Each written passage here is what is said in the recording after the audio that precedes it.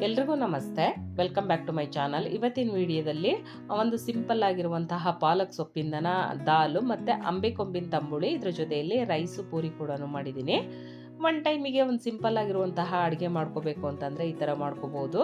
ತುಂಬಾ ಚೆನ್ನಾಗಿರುತ್ತೆ. ಎಲ್ಲರೂ ಕೂಡ ಟ್ರೈ ಮಾಡಿ ನೋಡಿ. ಟೇಸ್ಟ್ ಜೊತೆಯಲ್ಲಿ ಒಂದು ಹೆಲ್ದಿ ಊಟ ಅಂತಲೂ ಹೇಳ್ಬೋದು. ಆರೋಗ್ಯ ದೃಷ್ಟಿಯಿಂದ ನೋಡೋಕ್ಕೋದ್ರೆ ಪಾಲಕ್ ಸೊಪ್ಪು ತುಂಬಾ ಹೆಲ್ತ್ ಬೆನಿಫಿಟ್ ಇರೋಂತಹ ಸೊಪ್ಪು.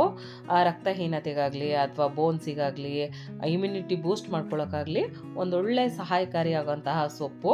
ಎಲ್ಲರೂ ಕೂಡ ನಿಮ್ಗೆ ಯಾವ್ಯಾವ ರೆಸಿಪಿ ಬರುತ್ತೋ ಅದ್ರ ಮೂಲಕ ಈ ಸೊಪ್ಪನ್ನು ಉಪಯೋಗಿಸಿ ಅಂತ ಹೇಳ್ತಾ ಇವತ್ತಿನ ಪಾಲಕ್ ಸೊಪ್ಪಿನ ದಾಲನ್ನು ಹೇಗೆ ಮಾಡಿದ್ದೀನಿ ಅಂತ ನೋಡೋಣ ಬನ್ನಿ.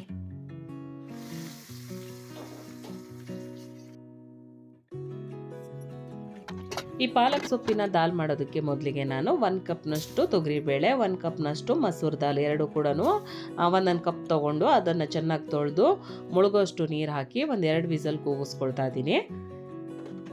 ದಾಲಿಗೆ ನಾವು ಬರೀ ತೊಗರಿಬೇಳೆ ಕೂಡ ಹಾಕಿ ಮಾಡಬಹುದು, ಇಲ್ಲ ಅಂತಂದರೆ ಅದ್ರ ಜೊತೆಯಲ್ಲಿ ಬೇರೆ ಬೇಳೆ ಇದ್ರೂ ಕೂಡ ಅವು ಹಾಕ್ಬೋದು. ಹೆಸರು ಬೇಳೆ ಕೂಡ ಹಾಕಿದರೆ ಅದು ಕೂಡ ಚೆನ್ನಾಗಿರುತ್ತೆ. ಆದಷ್ಟು ಮೆತ್ತಗೆ ಬೇಯಿಸ್ಕೊಂಡ್ರೆ ತುಂಬಾ ಚೆನ್ನಾಗಿರುತ್ತೆ. ಬೇಳೆ ಜೊತೆ ನಾನು ರೈಸ್ ಕೂಡ ಇಟ್ಟಿದ್ದೆ.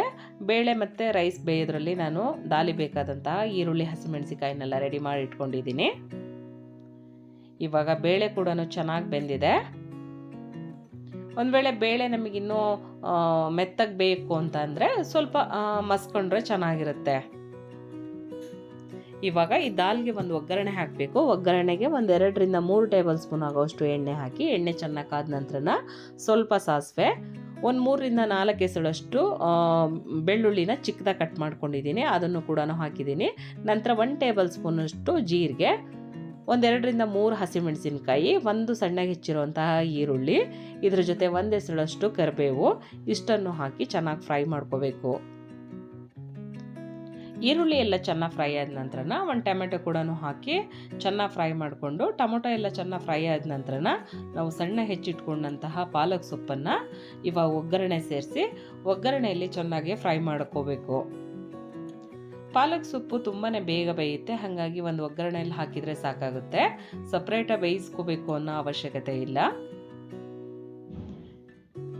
ಪಾಲಕ್ ಸೊಪ್ಪನ್ನು ನಾವು ಎಷ್ಟೇ ಹಾಕಿದರೂ ಕೂಡ ಕಡೆಗೆ ಒಗ್ಗರಣೆ ಹಾಕಿದಾಗ ಸ್ವಲ್ಪನೇ ಆಗುತ್ತೆ. ಹಾಗಾಗಿ ನಾವು ಎಷ್ಟೇ ಪಾಲಕ್ ಸೊಪ್ಪನ್ನು ತಗೊಂಡ್ರೂ ಕೂಡ ಕಡಿಮೆ ಅಂತಲೇ ಅನಿಸುತ್ತೆ. ಪಾಲಕ್ ಸೊಪ್ಪೆಲ್ಲ ಫ್ರೈ ಆದ ನಂತರ 1/4 ಟೇಬಲ್ ಸ್ಪೂನಷ್ಟು ಅರಿಶಿನ ಹಾಕಿ ಚೆನ್ನಾಗಿ ಒಂದ್ಸಲ ಮಿಕ್ಸ್ ಮಾಡಿಕೊಂಡು, ನಂತರ ಸ್ವಲ್ಪ ನಮಗೆ ಖಾರಕ್ಕೆ ಎಷ್ಟು ಬೇಕೋ ಅಷ್ಟು ಖಾರದ ಪುಡಿ, ಸ್ವಲ್ಪನೇ ಉಪ್ಪು, ಇಷ್ಟನ್ನು ಸೇರಿಸಿ ಚೆನ್ನಾಗಿ ಒಂದ್ಸಲನ ಮಿಕ್ಸ್ ಮಾಡಿಕೊಂಡು, ನಂತರ ನಾವು ಏನು ಬೇಯಿಸಿಟ್ಕೊಂಡಿದ್ದೇವೋ ಬೇಳೆ ಅದನ್ನು ಸೇರಿಸಿ ಒಂದ್ಸಲ ಚೆನ್ನಾಗಿ ಮಿಕ್ಸ್ ಮಾಡ್ಕೋಬೇಕು. ಒಂದು ವೇಳೆ ಉಪ್ಪು ಸ್ವಲ್ಪ ಕಡಿಮೆ ಅಂತ ಅನಿಸಿದರೆ ಇನ್ನೊಂದು ಸ್ವಲ್ಪ ಉಪ್ಪು ಸೇರಿಸಿ ಸಣ್ಣಗೆ ಹೆಚ್ಚಿದಂತಹ ಕೊತ್ತಂಬರಿ ಸೊಪ್ಪನ್ನು ಹಾಕಿ ಚೆನ್ನಾಗಿ ಒಂದ್ಸಲ ಮಿಕ್ಸ್ ಮಾಡಿ ಒಂದು ಮೀಡಿಯಮ್ ಫ್ಲೇಮಲ್ಲಿ 4 ಕುದಿ ಕುದಿಸಿದರೆ ಒಂದು ಟೇಸ್ಟಿಯಾಗಿರುವಂತಹ ಪಾಲಕ್ ಸೊಪ್ಪಿನ ದಾಲು ರೆಡಿಯಾಗುತ್ತೆ.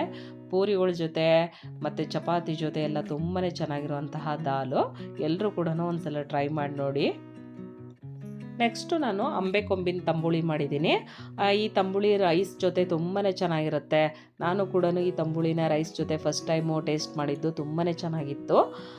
ಉಪ್ಪಿನಕಾಯಿ ಎಲ್ಲ ತಿಂದಿದ್ದೆ, ಆದರೆ ತಂಬುಳಿ ಎಲ್ಲ ಟ್ರೈ ಮಾಡಿರಲಿಲ್ಲ. ತುಂಬಾ ಟೇಸ್ಟಿಯಾಗಿರೋಂತಹ ತಂಬುಳಿ. ಮಾರ್ಕೆಟಲ್ಲೆಲ್ಲ ಎಲ್ಲರೂ ಸಿಕ್ಕರೆ ಎಲ್ಲರೂ ಕೂಡ ಒಂದ್ಸಲ ಟ್ರೈ ಮಾಡಿ ನೋಡಿ. ತುಂಬಾ ಟೇಸ್ಟಿಯಾಗಿರುತ್ತೆ ಮತ್ತು ಅಷ್ಟೇ ಸಿಂಪಲ್ಲಾಗಿ ಕೂಡ ಮಾಡ್ಕೋಬೋದು. ಈ ತಂಬುಳಿ ಮಾಡೋದಕ್ಕೆ ಮೊದಲಿಗೆ ನಾನು 1 ಕಪ್ನಷ್ಟು ಕಾಯಿ ತುರಿ, 3 ರಿಂದ 4 ಇಂಚಷ್ಟು ಅಂಬೆಕೊಂಬಿನ ಬೇರು ಮತ್ತು ಪರಿಮಳಕ್ಕೋಸ್ಕರ 1 ಹಸಿಮೆಣಸು, ಇದ್ರ ಜೊತೆಯಲ್ಲಿ ರುಚಿಗೆ ತಕ್ಕಷ್ಟು ಉಪ್ಪು, ಇಷ್ಟನ್ನು ಹಾಕಿ ಸಣ್ಣಗೆ ರುಬ್ಕೋಬೇಕು. ನಂತರ ಈ ಮಿಶ್ರಣನ ಒಂದು ಪಾತ್ರೆಗೆ ಹಾಕ್ಕೊಂಡು ಅದಕ್ಕೆ ಸ್ವಲ್ಪನೇ ನೀರು ಸೇರಿಸಿ, ನಂತರ ತಂಬುಳಿ ಅದಕ್ಕೆ ಸ್ವಲ್ಪ ಮಜ್ಜಿಗೆ ಸೇರಿಸ್ಬೇಕು. ಮಜ್ಜಿಗೆ ಕೂಡ ಅಷ್ಟೇ ತುಂಬ ಹುಳಿಯಾಗಿದ್ದರೆ ಅಷ್ಟೊಂದು ಚೆನ್ನಾಗಿರಲ್ಲ, ಮೀಡಿಯಮ್ಮ ಹುಳಿಯಾಗಿದ್ದರೆ ಚೆನ್ನಾಗಿರುತ್ತೆ. ತುಂಬ ಸಪ್ಪೆ ಎಲ್ಲ ಇರಬಾರ್ದು ಮತ್ತು ತುಂಬ ಹುಳಿನೂ ಇರಬಾರ್ದು.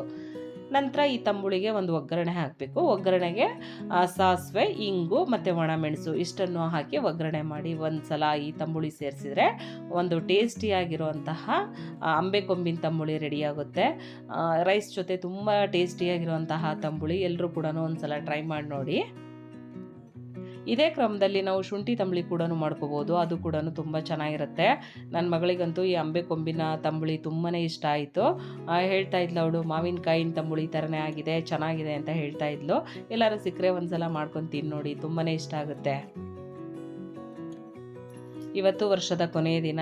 ಎಲ್ಲರೂ ಕೂಡ ಹೇಗೆ ಗುಡ್ ಬೈ ಹೇಳ್ತಾ ಇದ್ದೀರಾ, ಹೇಗೆ ಹೊಸ ವರ್ಷಕ್ಕೆ ವೆಲ್ಕಮ್ ಮಾಡ್ತಾ ಇದ್ದೀರಾ ಅಂತ ಕಮೆಂಟ್ ಮೂಲಕ ತಿಳಿಸಿ. ನಾನು ಯೂಟ್ಯೂಬ್ ಸ್ಟಾರ್ಟ್ ಮಾಡಿ 1 ವರ್ಷ ಆಯಿತು. ನನ್ನ ಎಲ್ಲ ಸಬ್ಸ್ಕ್ರೈಬರಿಗೂ ಮತ್ತು ಸಬ್ಸ್ಕ್ರೈಬ್ ಮಾಡದೆ ನೋಡ್ತಾ ಇರೋ ಎಲ್ರಿಗೂ ಕೂಡ ತುಂಬಾ ಥ್ಯಾಂಕ್ಸ್ ಹೇಳ್ತೀನಿ. ಮುಂದೇನೂ ಕೂಡ ನನ್ನ ಚಾನಲ್ಗೆ ತುಂಬ ಸಪೋರ್ಟ್ ಮಾಡಿ, ಎಲ್ಲರೂ ಕೂಡ ಸಬ್ಸ್ಕ್ರೈಬ್ ಆಗಿ, ಎಲ್ಲರೂ ಕೂಡ ಸಪೋರ್ಟ್ ಮಾಡಿ ಅಂತ ಕೇಳ್ಕೊಳ್ತೀನಿ. ಇನ್ನೇನು ಈ ವರ್ಷದ ಕೊನೆ ದಿನ, ಕೊನೆ ಕ್ಷಣ ಬಂದೇ ಬಿಡ್ತು.